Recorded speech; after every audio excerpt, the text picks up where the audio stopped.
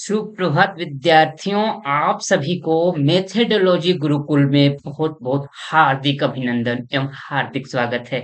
आज के इस वीडियो लेक्चर के माध्यम से मैं बात करने जा रहा हूं कि बीसीसीएली एग्जाम का प्रिपरेशन कैसे करना, बीसीसीएली एंट्रेंस एग्जाम का प्रिपरेशन किस तरीके से करना है। बीसीसीएली एग्जाम को जानने से पहले मैं इसका बीसीईसी के बारे में जानने का प्रयास करूंगा।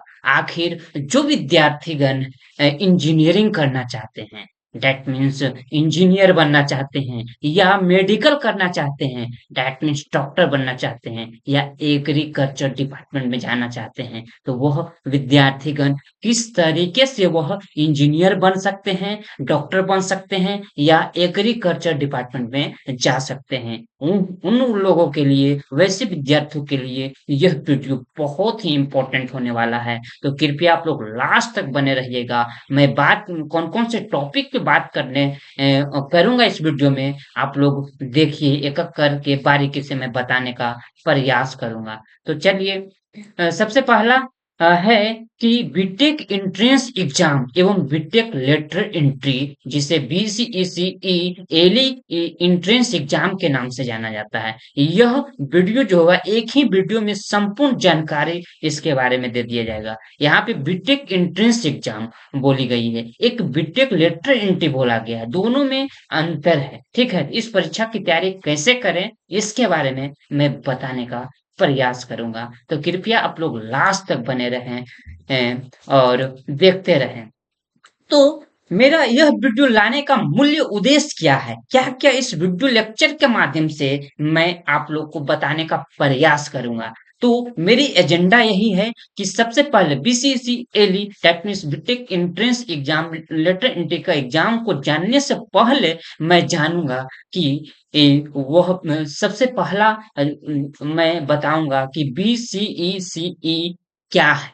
ठीक है, और सेकेंड हमारा टॉपिक जो रहेगा एजेंडा, वो बीटेक एंट्रेंस एग्जाम क्या है, and third BCECE L E entrance exam क्या है।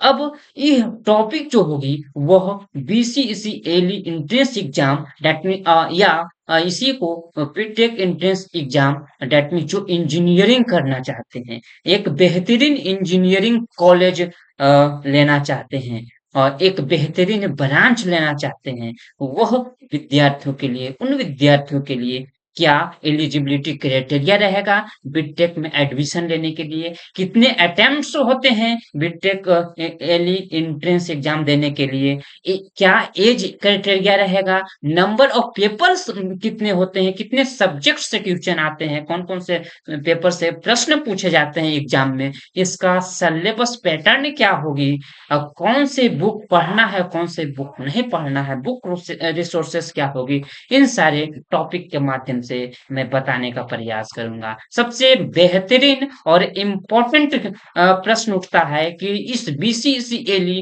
दैट मीन्स लेटर एंट्री या फिर बीटेक एंट्रेंस एग्जाम का यदि तैयारी करेंगे, प्रिपरेशन करेंगे, तो कितने समय में हो जाएगा। तो मैं इस वीडियो में BCECELE that means BTech lateral entrance exam का बारे में बता रहा हूँ कि इसका टाइम या ड्यूरेशन जो होगा प्रिपरेशन का, जो आपको कितने मंथ में मतलब कंप्लीट हो जाएगा, उसके बारे में मैं बताने का प्रयास करूंगा। बीसीसीएली लेटर एंट्री में टोटल नंबर ऑफ सीट्स कितने होते हैं, क्या कोचिंग लेना अति आवश्यक है, बिना विदाउट कोचिंग का आप प्रिपरेशन करके एक बेहतरीन रैंक ला करके एक बेहतरीन इंजीनियरिंग कॉलेज में एडमिशन नहीं ले सकते हैं, इन सारी चीजों पे मैं बात करने का प्रयास करूंगा।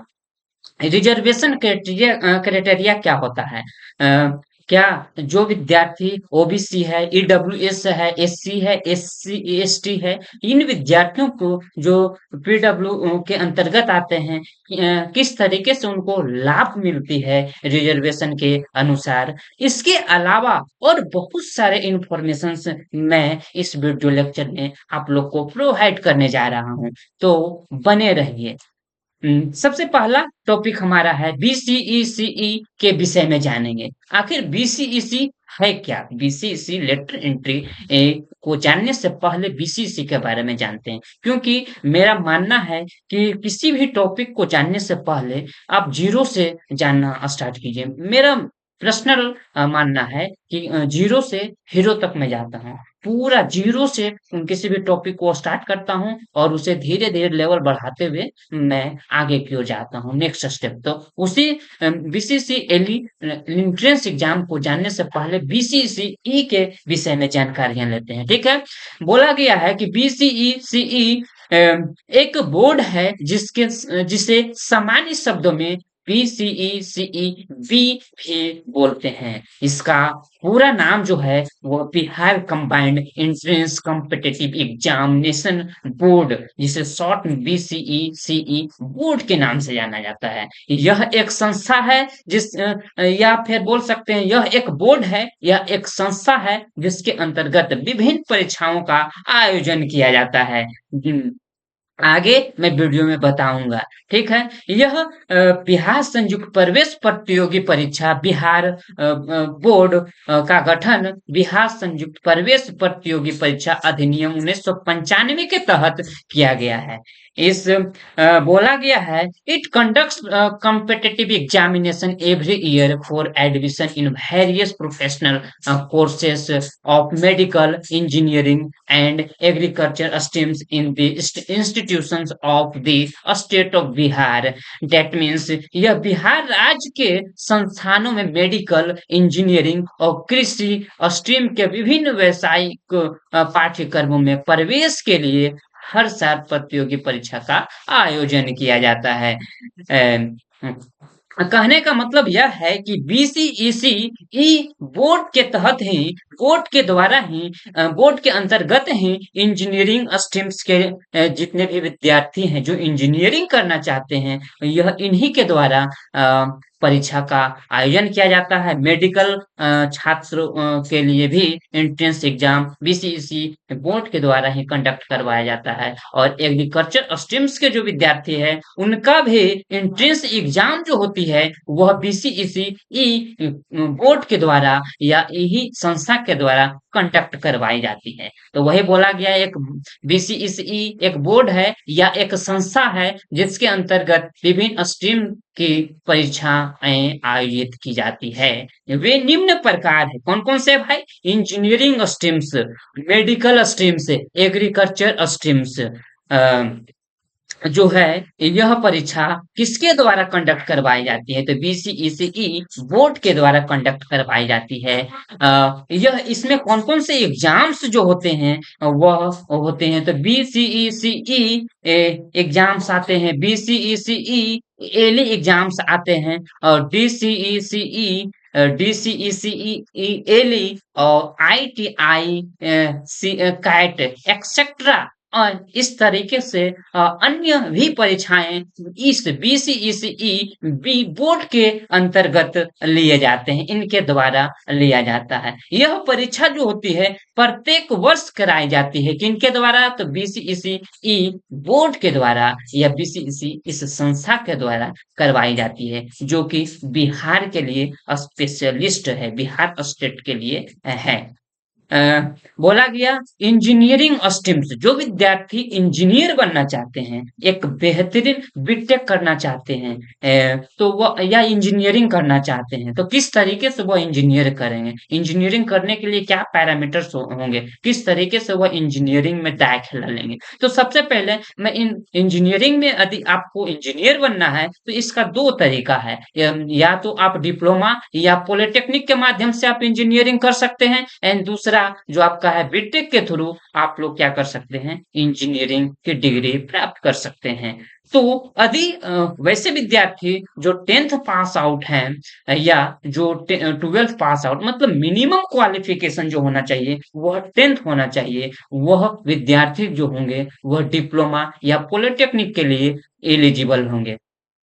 यह जो होती है DCE-CE के द्वारा यह एग्जाम्स लिया जाता है, जो कि पॉलिटेक्निक या डिप्लोमा 3 इयर्स का होता है। आफ्टर 10th या 12th या ग्रेजुएशन करके भी बहुत सारे विद्यार्थीगण क्या करते हैं, पॉलिटेक्निक या डिप्लोमा में एडमिशन लेने के लिए उत्सुक होते हैं, पॉलिटेक्निक करने के लिए उत्सुक होते हैं। जब मैं डिप्लोमा या पॉलिटेक्निक कर रहा था, तो कुछ ऐसे विद्यार्थीगण जो थे, वह ग्रेजुएशन करके इसमें एडमिशन लिए थे। कुछ 12th करके इंटर पास आउट होकर के भी हमारे साथ आए थे। कुछ विद्यार्थीगण जो मिनिमम क्वालिफिकेशन 10th है, तो दैट मीन्स मैट्रिकुलेशन होना चाहिए, तो मैट्रिक करके भी आए थे। लेकिन ज्यादातर विद्यार्थीगण जो होते हैं, वह पॉलिटेक्निक या डिप्लोमा में एडमिशन जो लेते हैं, वह 10th करने के बाद ही लेते हैं। ऐसी लेकिन minimum qualification matriculation that means 10th होनी चाहिए। किसी भी बोर्ड से आप हो, फर्क नहीं पड़ता है, मैट्रिकुलेशन होना चाहिए। या CBSE बोर्ड से हो, या बिहार बोर्ड से हो, या ICSE बोर्ड से हो, किसी भी बोर्ड के अंतर्गत आते हैं, मिनिमम क्वालिफिकेशन आपको मैट्रिकुलेशन होनी चाहिए। एक और एग्जाम जो होती है, यदि आप डिप्लोमा पॉलिटेक्निक करते हैं, तो DCEC के द्वारा ही यह एग्जाम ली जाती है। लेटर एंट्री के थ्रू आपको 2 साल का ही आफ्टर 12th, यदि 12th that means inter pass कर गए हैं किसी भी बोर्ड से, तो आप डायरेक्ट सेकेंड ईयर में एडमिशन लेते हैं। और तो 1 साल आपका नहीं, direct third semester that means second year में आपका पॉलिटेक्निक या डिप्लोमा में एडमिशन होगा। ठीक है, जो लेटर एंट्री के थ्रू जाते हैं। अब बात करते हैं बीटेक बैचलर ऑफ टेक्नोलॉजी के बारे में बात करते हैं। जो विद्यार्थी अ, एक चीज यहाँ पे जान लीजिएगा, डिप्लोमा या पॉलिटेक्निक करके जाइएगा, तो आपको जूनियर इंजीनियर का डिग्री प्राप्त होगा। बीटेक की बात करते हैं, जिसे बैचलर ऑफ टेक्नोलॉजी के नाम से जाना जाता है, यह आपको डिग्री देगा। लेकिन डिप्लोमा जो पॉलिटेक्निक है, वो आपको डिप्लोमा कोर्स प्रोवाइड करता है, लेकिन बीटेक आपको डिग्री देगा।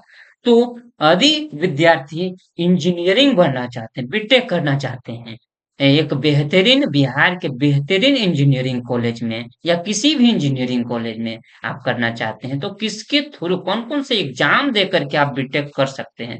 तो आपका एक आता है जेईई मेंस। क्या आता है? जेईई मेन और एडवांस के थ्रू आप क्या कर सकते हैं? बीटेक कर सकते हैं। जेईई मेंस और एडवांस के थ्रू आप क्या कर सकते हैं? बीटेक में दाखिला एडमिशन ले सकते हैं। और दूसरा आपका है BCEC के थ्रू आप लोग क्या कर सकते हैं? एडमिशन ले सकते हैं। तो यहाँ पे सवाल आता है कि जेई मेन कौन से विद्यार्थी जेई मेन के लिए, जेई एडवांस के लिए या BCEC के लिए एलिजिबल हैं? यह कोर्स, इसके बाद हम यदि हम बीटेक में एडमिशन लेंगे इंजीनियरिंग कॉलेज में, तो ये कितने साल यहाँ पे हमको देना पड़ेगा? इस पे भी सवाल होता है। यदि आप जेई मेंस के थ्रू या जेई मेंस के थ्रू या जेई एडवांस के थ्रू आप, दैट मीन्स कहने का मतलब जेई के थ्रू, JEE की बात मैं कर रहा हूँ, या BCECE के थ्रू यदि आप इंजीनियरिंग कॉलेज में बीटेक एडमिशन लेते हैं, दैट मीन्स बीटेक करते हैं, तो आपको यह मिनिमम क्वालिफिकेशन जो होना चाहिए, 12th पास होनी चाहिए और डिप्लोमा पास होना चाहिए। या तो 12th या डिप्लोमा पास आउट है, तो आप जेई के फॉर्म भर सकते हैं। और BCEC के थ्रू एक एग्जाम ली जाती है, उसके थ्रू आप वह भी फॉर्म आप भर करके इंजीनियरिंग को एक बेहतरीन इंजीनियरिंग कॉलेज में एडमिशन ले सकते हैं। जो कि आपका जो होगा, वह आपका कोर्स जो होगा, वह 4 साल का होगा, 4 इयर्स का होगा। ठीक है, लेकिन यहाँ पे डिप्लोमा वाले विद्यार्थीगण के लिए, स्टूडेंट्स के लिए एक समस्या है, एक प्रॉब्लम है। क्या प्रॉब्लम है कि यदि आप जेई का एग्जाम देते हैं, तो मेंस का पास आउट किए हैं, तो आपको NIT, जैसे जेई का एग्जाम जो विद्यार्थी देते हैं 12th के बाद, वह मेंस क्वालिफाई करते हैं, तो NIT कॉलेज आपको अलाउट हो जाता है। यदि यही जेई एडवांस भी क्वालिफाई करते हैं, तो आपको IIT college, IIT college that means double IIT college मिलता है। लेकिन डिप्लोमा वालों के लिए सबसे बड़ी समस्या है, मुझे आज तक समझ में नहीं आया है कि इन लोगों के लिए यह एलिजिबल NIT कॉलेज के लिए एलिजिबल देना चाहिए। जो विद्यार्थी जेई मेन पास करते हैं वह डिप्लोमा पे फॉर्म भरते हैं, वह एनआईटी कॉलेज इनको नहीं दिया जाता है। यह स्टेट लेवल के कॉलेज में ही संतुष्ट लेकर के संतुष्ट रहना पड़ता है। यदि डिप्लोमा वाले advanced JE advance pass out करते हैं तब इनको सिर्फ और सिर्फ आईआईटी कॉलेज के लिए यह एलिजिबल होते हैं, एनआईटी के लिए एलिजिबल नहीं होते हैं। यह सबसे बड़ी समस्या है, इनको भी 4 साल देना पड़ेगा। अब आता है बीसीईसीई, एली के थ्रू भी आप बीटेक में एडमिशन ले सकते हैं, इंजीनियरिंग में ले सकते हैं। यह एग्जाम जो होगा बीसीसी एली, वह कौन से विद्यार्थी यह एग्जाम के लिए, क्या 12th वाले विद्यार्थी भी यह एग्जाम का फॉर्म भर सकते हैं और इस एग्जाम को दे सकते हैं? इस एग्जाम का एंट्रेंस क्वालिफाई करके एक बेहतरीन रैंक ला करके क्या वह भी बीटेक कर सकते हैं? नहीं जी नहीं, 12th वाले यह एग्जाम्स के लिए BCC lateral entry that means BCC L E के लिए एलिजिबल नहीं है। ओनली, ध्यान से सुनिएगा, only diploma that means polytechnic pass out जो विद्यार्थीगण है वही बीसीईसीई एली एग्जाम्स को अप्लाई कर सकते हैं, और एग्जाम फॉर्म को अप्लाई करेंगे और इसका एग्जाम दे सकते हैं। 12th पास वालों के लिए नहीं है। इनमें बेनिफिट क्या है कि यह सिर्फ और सिर्फ 3 साल में इनको बीटेक करने का मौका मिलता है। डायरेक्ट सेकेंड ईयर में यह एडमिशन लेते हैं। सेकेंड ईयर दैट मीन्स कहने का फर्स्ट सेमेस्टर सेकेंड सेमेस्टर इनको पढ़ना नहीं पड़ता है। तो डायरेक्ट थर्ड सेमेस्टर में एडमिशन होगा, दैट मीन्स थर्ड ईयर में एडमिशन होगा। किसी भी ब्रांच में आपको एडमिशन ले सकता है। एक सबसे बड़ी सवाल विद्यार्थीगण के मन में आता है कि क्या हम ब्रांच डिप्लोमा में हम अधिक लिए हैं मैकेनिकल, तो क्या मैं स्विच कर सकता हूं? तो जी हाँ, आप स्विच कर सकते हैं यदि आप कैपेबल हो चीजों को मैनेज करने के लिए। तो आप कोई भी ब्रांच फर्क नहीं पड़ता है कि आप डिप्लोमा कौन से ब्रांच से करके आए हैं और बीटेक में कौन से ब्रांच लेंगे, लेकिन आपको मेहनत करना पड़ेगा उसी अनुसार। ठीक है, तो एंड देन अब नेक्स्ट टॉपिक की ओर मूव करते हैं। आप लोग कृपया धैर्य बना करके रहिएगा। तो नेक्स्ट टॉपिक में है, जो विद्यार्थी बीसीसी एली एग्जाम के थ्रू आप जाइएगा तो आपको डायरेक्ट सेकेंड ईयर में एडमिशन मिलेगा। डायरेक्ट सेकेंड ईयर में एडमिशन होगा, जो कि मैं आपको बताया हूँ। तो बीसीसी एली के विषय में एक विस्तार रूप से डिटेल बीसीसी एली के विषय में जानकारी प्राप्त करते हैं। तो बीसीसी, आखिर बीसीसी एली है क्या, जिसे बोला जाता है Bihar combined entrance competitive examination lateral entry, that means Bihar संयुक्त प्रवेश प्रतियोगिता परीक्षा बीसीईसीई बी द्वारा आयोजित परीक्षा का नाम है। यह बीसीसीएली जो परीक्षा जो होती है वह बीसीईसीई बी के द्वारा यह परीक्षा ली जाती है, जो कि बोला गया है किसके द्वारा लिया जाता है? Bihar combined entrance competitive examination board that means BCECE B के द्वारा बीसीसीएली एंट्रेंस एग्जाम का परीक्षा का आयोजन किया जाता है। बिहार संयुक्त प्रवेश प्रतियोगिता परीक्षा परिषद बीसीईसीई बी द्वारा आयोजित परीक्षा का नाम है। इसके through BCCLE entrance exam pass करके क्वालिफाई करके आपको BTech that means engineering college में डायरेक्ट सेकेंड ईयर में एडमिशन लेने का एक अवसर मिलता है, एक बेहतरीन मौका मिलता है। एंड बीसीसीएली के विषय में इनमें कौन कौन से, अब जानते हैं कि यदि आप बीसीसीएली से इंजीनियरिंग कर रहे हैं, इंजीनियरिंग में दाखिला ले रहे हैं, एडमिशन ले रहे हैं, तो इनमें कौन कौन से ब्रांच आते हैं, कौन कौन से शाखाएं आते हैं, इन सारे चीजों के बारे में बात करते हैं। ठीक है, बीसीसीएली के थ्रू आप एग्रीकल्चर डिपार्टमेंट में भी जा सकते हैं, मेडिकल डिपार्टमेंट में भी जा सकते हैं। मैं बारीकी से सभी चीजों के बारे में बताने का प्रयास करूंगा। ठीक है, नेक्स्ट वीडियो में आएगा इन सारी चीजों के, मेडिकल के लिए भी आएगा, एग्रीकल्चर डिपार्टमेंट के लिए भी आएगा। तो यहाँ पे बेसिकली मेरा मेन टारगेट है कि जो विद्यार्थी इंजीनियरिंग करना चाहते हैं उनके लिए यह वीडियो बेहतरीन होने वाला है। ठीक है, तो बीसीसीई एलई इंजीनियरिंग के लिए मैं बात कर रहा हूँ। इसमें आपका एक महत्वपूर्ण जो कोर ब्रांच जो होता है आपका CE that means civil engineering, CSE computer science engineering, double E जिसे इलेक्ट्रिकल इंजीनियरिंग बोला जाता है, M E mechanical engineering, ECE electronics and communication engineering सहित सहित इस प्रकार से कई तरह की शाखाएं हैं।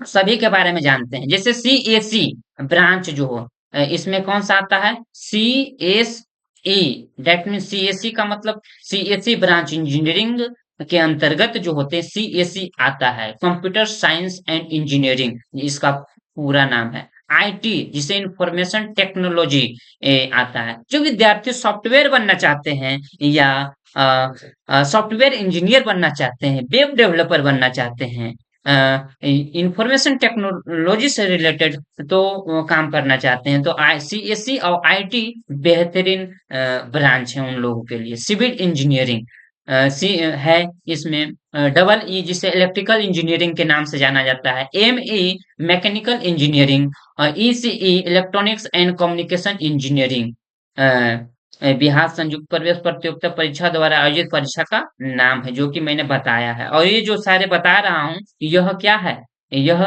शाखा है, ब्रांच है। इंजीनियरिंग में आप जाओगे तो यह ब्रांच है। कौन से ब्रांच आप लोगे, आप लीजिएगा, कौन कौन से ब्रांच आप कौन से ब्रांच आपको लेना है, तो इस लेने से पहले इनके बारे में आप रिसर्च कर लीजिए। आपका जौन से ब्रांच में जिस फील्ड में आपको इंटरेस्ट है वही ब्रांच आप अपने इंटरेस्ट के अनुसार आप सेलेक्ट कीजिएगा।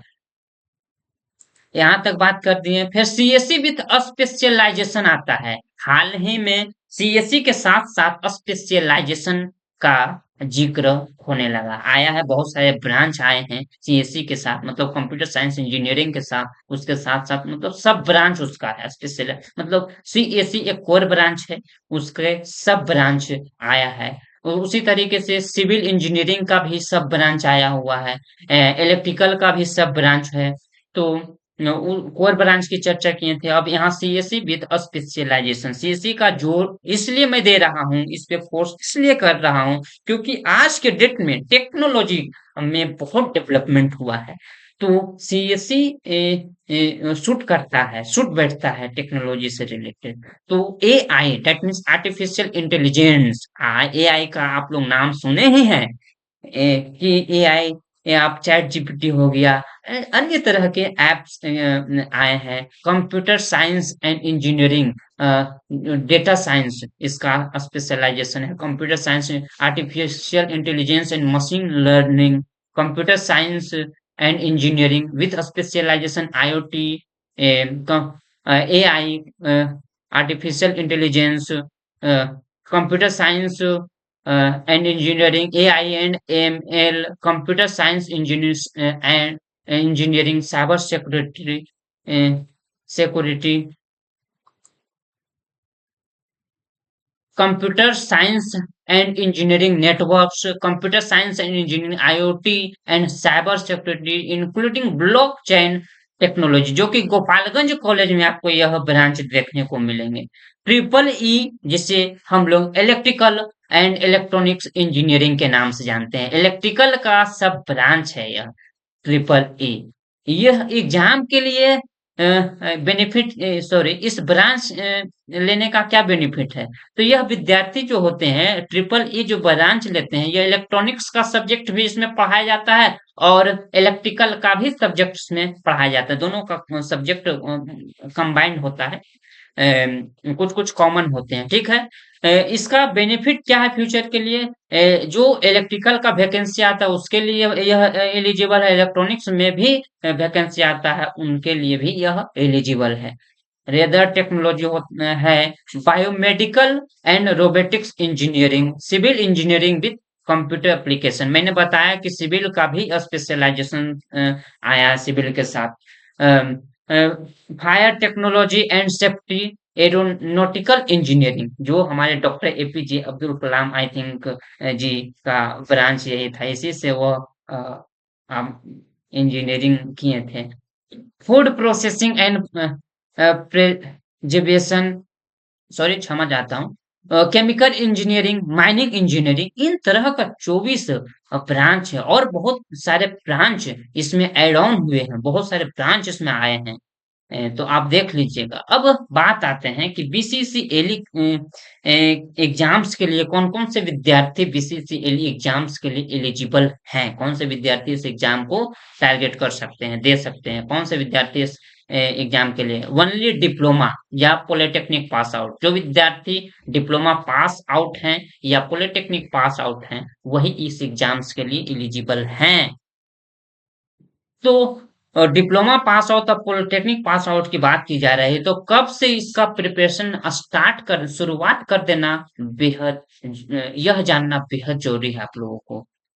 और नंबर ऑफ अटेम्प्ट्स कितने होते हैं? Number of attempts BCCL exams के लिए कोई अटेम्प्ट्स नहीं होती है। एज क्राइटेरिया क्या है?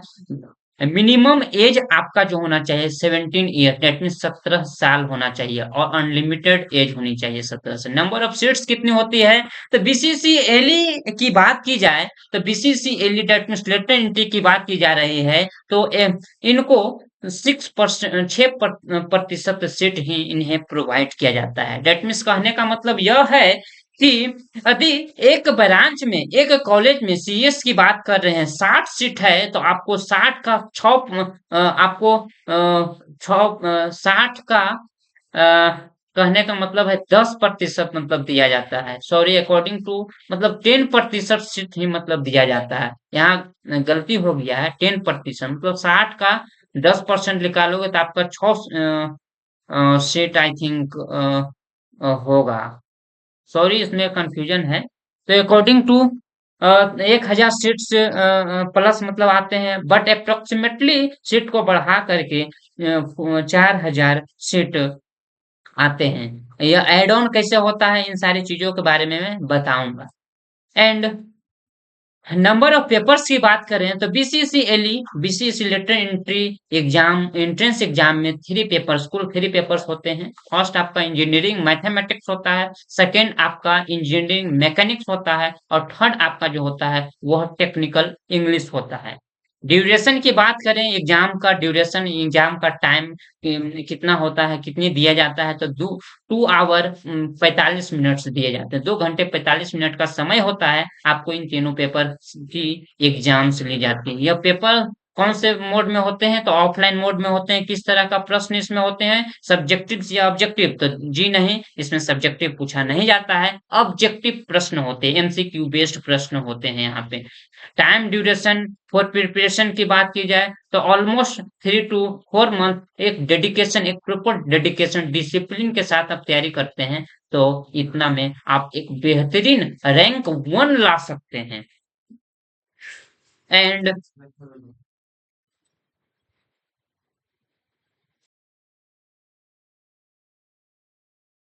अब बात करते हैं कि इसका सिलेबस क्या होने वाला है। बीसीसीएलई के विषय में जानकारियां लिए हैं। अब इसकी सिलेबस क्या होगी तो इंजीनियरिंग मैथमेटिक्स की बात करते हैं। सिलेबस जानने से पहले आई थिंक हम दूसरा बता दूं। सिलेबस जानने से पहले छोड़िए, सिलेबस आप जानिए सिलेबस क्या है इसका। तो इंजीनियरिंग मैथमेटिक्स का सिलेबस जानने का प्रयास करते हैं तो आपको सॉलिड ज्योमेट्री पढ़ना है। सॉलिड ज्योमेट्री में आपको कार्टेशियन पढ़ना है, सिलेंड्रिकल पढ़ना, polar spherical polar coordinates, direction ratios and direction cosines, equations of planes and straight lines, shortest distance, coordinate transformations, spheres, cones, cylindricals, ellipsoids, paraboloids, and hyperboloid. Standard equations with illustration, tangent, plane and normals के बारे में आपको unit first में आपको पढ़ना है। Solid जो overall कहने का मतलब सॉलिड ज्योमेट्री आपको पढ़ना है जिसमें आपका सब टॉपिक्स यह दिया गया है। मैं मैथमेटिक्स पढ़ाऊंगा तो बहुत ही बेहतरीन मैथमेटिक्स पढ़ाऊंगा आपको, बहुत ही अच्छा कॉन्सेप्ट दिया जाएगा, ठीक है। एंड सेकेंड आपका डिफरेंशियल कैलकुलस, आपसे पूछा जाएगा। कैलकुलस होता है, एक इंटीग्रल कैलकुलस होता है, एक डिफरेंशियल कैलकुलस है। तो सेकेंड टॉपिक में आपको है डिफरेंशियल कैलकुलस, जिसमें review of limits limits limit के बारे में जानना है, आपको ओवरव्यू लेना है। कंटिन्यूटी क्या होती है, differentiability of functions of a single variable with terminology पढ़ना है। प्रॉपर्टीज ऑफ कंटिन्यूअस फंक्शंस के बारे में पढ़ना है। Geometrical illustrations, application of differentiation to approximate computations, successive differentiation पढ़ना है। इसमें बहुत सारे विद्यार्थी क्या होते हैं, कंफ्यूज करते हैं। ठीक है, लेबनिज रूल जो कि बहुत ही इंपॉर्टेंट है, Rolle's theorem, Cauchy mean value theorem, Lagrange mean value theorem as a special case, Taylor's theorem, Maclaurin expansion, L'Hospital's rule, यह इससे सवाल बेहतरीन सवाल पूछे जाते हैं। Review of maxima and minima of functions of single variable, इनसे भी सवाल पूछे जाते हैं। Concavity and convexity of curve, points of inflection, curvature, limits, continuity and differentiability of functions, geometrical interpretations, differential derivatives of compositive, इस तरह से Euler's theorem, बहुत तरह का मैक्सिमा मिनिमा और बहुत सारे टॉपिक्स हैं। आपको इंटीग्रल कैलकुलस भी आपसे पूछा जाता है, upper limits, lower limits, definite integrals, दो तरह के इंटीग्रल्स होते हैं, डिफिनिट इंटीग्रल्स और indefinite integrals. Fundamental theory of integral calculus के बारे में पढ़ना है, मीन वैल्यू थ्योरम पढ़ना है, इवोल्यूशन ऑफ डिफिनिट इंटीग्रल्स के बारे में पढ़ना है, रिडक्शन फार्मूला आपको पढ़ना है, convergence of improper integral, states of convergence, beta function, gamma function, alpha function, इन ये बहुत ही इंपॉर्टेंट है, beta and gamma functions. Elementary properties, differential under integral sign, integral sign under differentiation आपको परफॉर्म करना पड़ता है।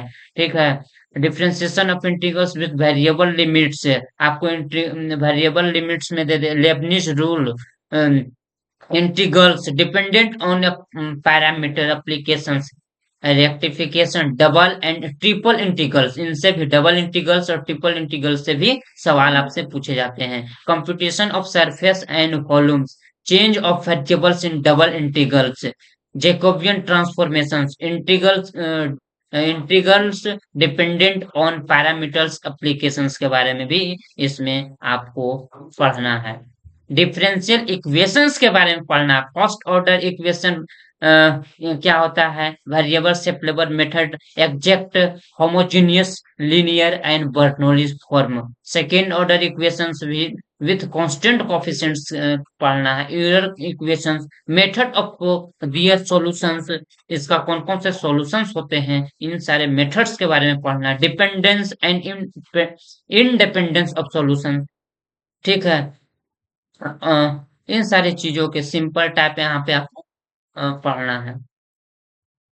वेक्टर कैलकुलस, कैलकुलस का आपका differential calculus, integral calculus, vector calculus, differential calculus, तो आपको बता दी इन सारे चीजों के आपके बारे में। स्केलर फील्ड क्या होता है, वेक्टर फील्ड क्या होता है, लेवल सरफेस क्या होती है, डायरेक्शनल डेरिवेटिव क्या होता है, ग्रेडियंट क्या होती है, कर्ल क्या होता है, डाइवर्जेंस क्या होता है, लाप्लासियन फंक्शन क्या होता है, लाप्लासियन क्या होता है, लाइन एंड सरफेस इंटीग्रल क्या होती है। यह टॉपिक जो है बहुत ही वीवीआई है, वेक्टर कैलकुलस से बहुत सारे सवाल भर भर के सवाल पूछे जाते हैं।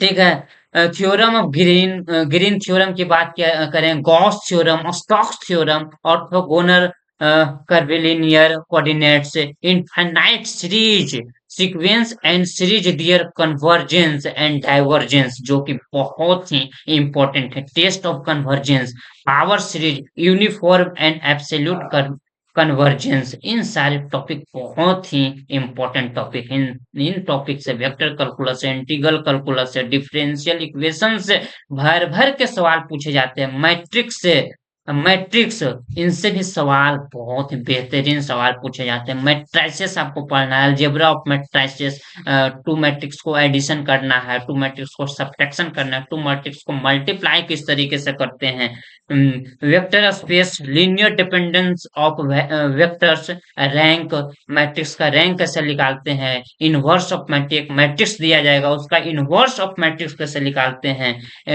एडजॉइंट ऑफ मैट्रिक्स कैसे निकालते हैं, solution of algebraic equations, algebraic equation दे दिया जाएगा, उससे आपको मैट्रिक्स सॉल्व करना है, consistency conditions, eigen value and eigen vector, जो कि बहुत ही इंपॉर्टेंट टॉपिक, इससे सवाल पूछे जाते हैं, similarity transformation, reduction to a diagonal matrix, matrix अलग अलग तरह का मैट्रिक्स होता है, स्क्वायर मैट्रिक्स होता है, रेक्टेंगुलर मैट्रिक्स होता है, बहुत तरह के मैट्रिक्स होता है, डायगोनल मैट्रिक्स होता है, अपर ट्रायंगुलर मैट्रिक्स होता है, लोअर ट्रायंगुलर मैट्रिक्स होता है। जब मैं पढ़ाऊंगा बहुत ही मजा आएगा मैथमेटिक्स पढ़ने में, इंजीनियरिंग मैथमेटिक्स, आप लोग टेंशन लेने की जरूरत नहीं है।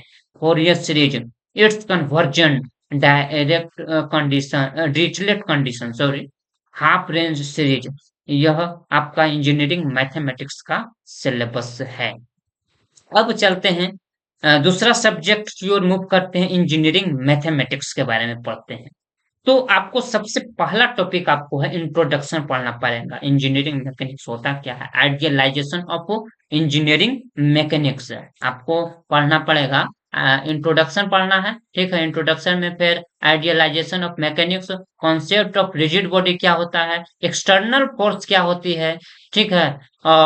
फिर आपको पढ़ना है body forces and surface forces, इसी में एक्सटर्नल फोर्स में बॉडी फोर्स क्या होता है, सरफेस फोर्स क्या होता है, लॉ ऑफ मैकेनिक्स क्या होती है, इन सारी चीजों के बारे में पढ़ना है। वेक्टर मेथड्स, यूनिट 2 में आपको वेक्टर मेथड्स के बारे में पढ़ना है। Equality and equivalence of vectors, free and bound vectors क्या होता है, प्रिंसिपल ऑफ ट्रांसमिबिलिटी ऑफ फोर्सेस के बारे में पढ़ना है।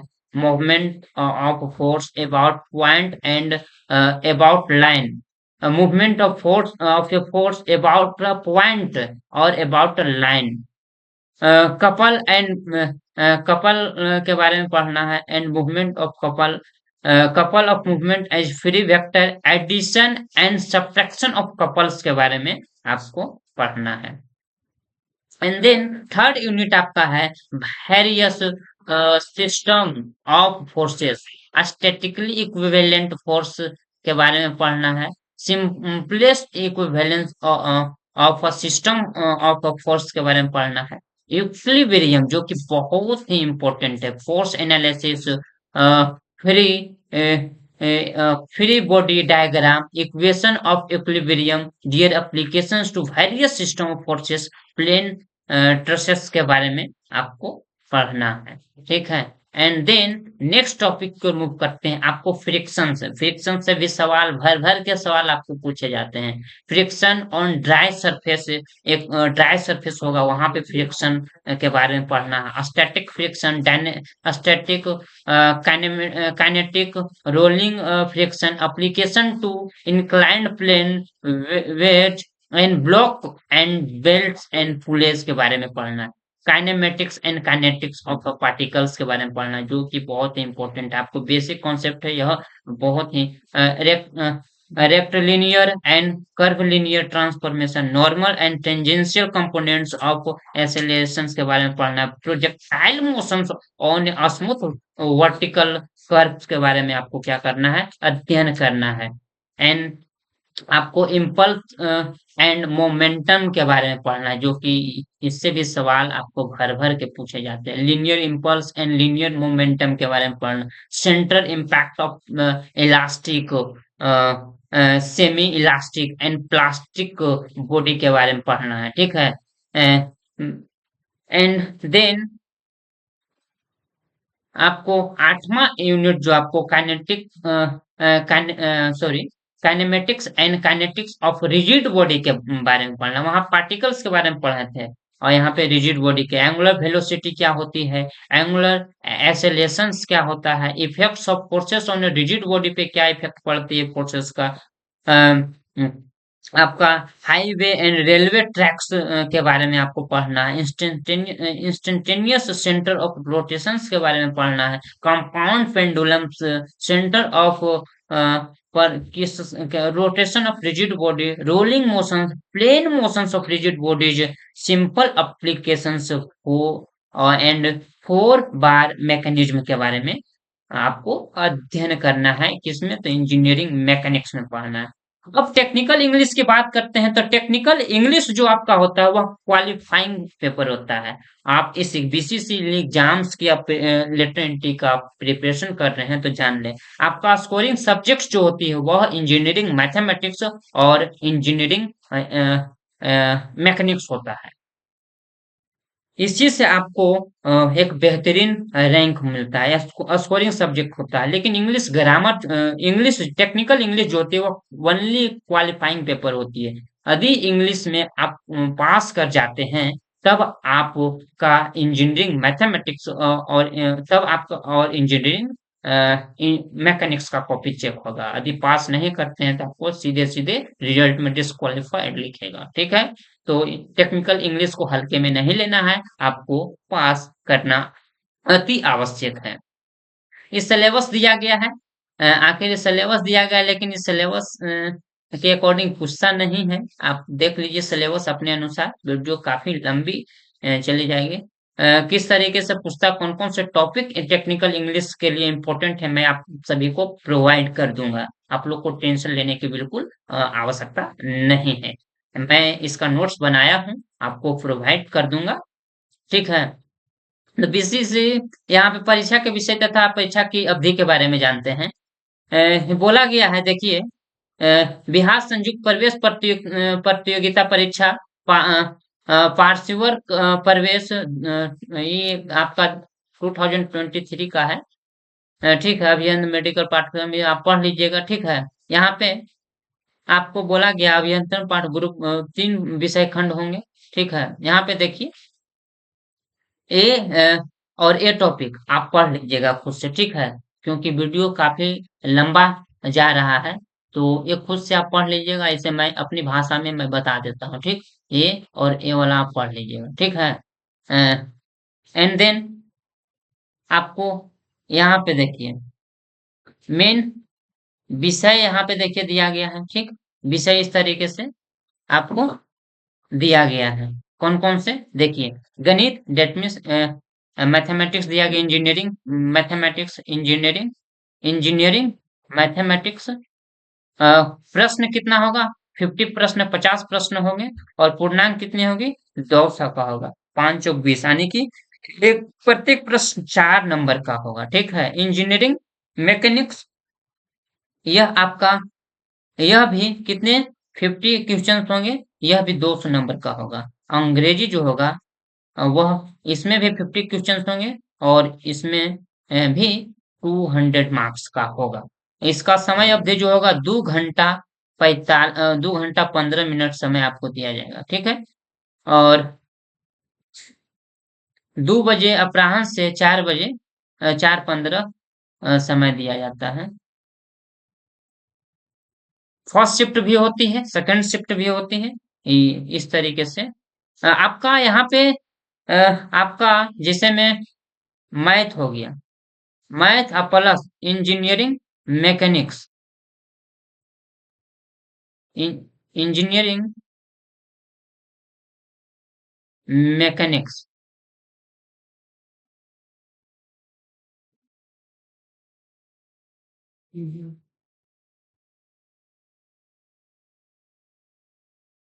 इंजीनियरिंग मैकेनिक्स की बात कर रहे हैं तो आपका ये दोनों जो है आपको क्वालिफाइंग पेपर है। कौन सा पेपर है दोस्त? तो क्वालिफाइंग पेपर। इंजीनियरिंग मैकेनिक्स जो आपका है वह, सॉरी, इंजीनियरिंग मैथमेटिक्स और इंजीनियरिंग मैकेनिक्स, यह स्कोरिंग पेपर है। यह कॉपी इंजीनियरिंग मैथमेटिक्स और इंजीनियरिंग मैकेनिक्स का कॉपी तभी चेक होगा जब टेक्निकल इंग्लिश में आप पास करेंगे तब। ठीक है, यदि पास आउट नहीं करते हैं तो यह आपको चेक नहीं होगा। एंड आगे की ओर मूव करते हैं, आपका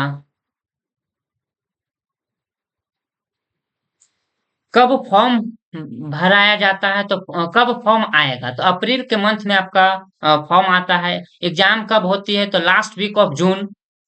लास्ट वीक ऑफ जून में आपका क्या होता है, एग्जाम्स आपका होता है लास्ट वीक ऑफ जून, या फिर first week of July. Result कब आया, तो 20 से 25 दिन बाद आपका रिजल्ट आ जाता है।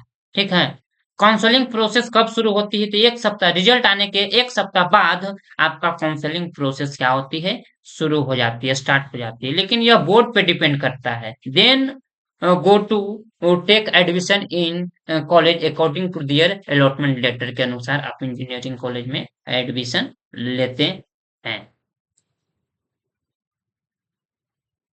यह आपका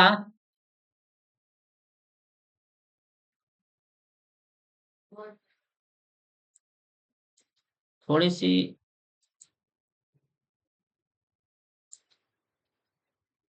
यहाँ आपका क्या हुआ, यह वीडियो लेक्चर आपका समाप्त हुआ। आई होप, मैं उम्मीद करता हूं कि आपको बीसीसी लेटर एंट्री या बीसीईसी के बारे में, या जो विद्यार्थी इंजीनियरिंग करना चाहते हैं, इंजीनियरिंग करके इंजीनियर बनना चाहते हैं, मेडिकल मेडिकल करना चाहते हैं, मेडिकल फील्ड में जाना चाहते हैं, मेडिकल मेडिकल फील्ड सेलेक्ट करके एक डॉक्टर बनना चाहते हैं, या एग्रीकल्चर डिपार्टमेंट में जाना चाहते हैं, उनके लिए यह मैं बेहतरीन वीडियो उन सब के लिए मैं प्रोवाइड किया हूँ। आप इस वीडियो को शुरू से लास्ट तक देखिएगा। मुझे उम्मीद है, मुझे खुद पे विश्वास है कि आपको एक एक चीज आपको समझ में आ जाएगा। अब मैं बीसीसी लेटर एंट्री का किस तरीके से प्रिपरेशन करना है, इन सारे टॉपिक के बारे में मैं नेक्स्ट वीडियो लेकर के आऊंगा। ठीक है। इंजीनियरिंग मैथमेटिक्स मैं खुद पढ़ाऊंगा, एक बेहतरीन इंजीनियरिंग मैथमेटिक्स आपको पढ़ाया जाएगा पूरा कॉन्सेप्ट के साथ। जीरो से इंजीनियरिंग मैथमेटिक्स को मैं स्टार्ट करूंगा। मैं मानूंगा कि आप इंजीनियरिंग मैथमेटिक्स में कुछ भी नहीं जानते हैं। इससे पहला टॉपिक मेरा रहेगा मैट्रिसेस स्टार्ट करूंगा।